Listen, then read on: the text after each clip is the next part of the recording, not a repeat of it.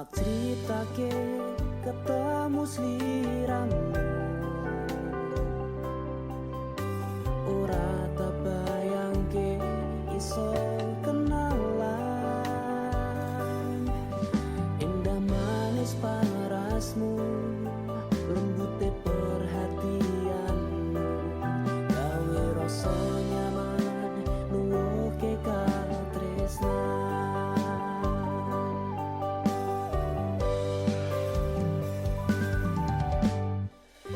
Senajan sedelo senange atiku, kowe bisa ngukir tresno, ojo gawe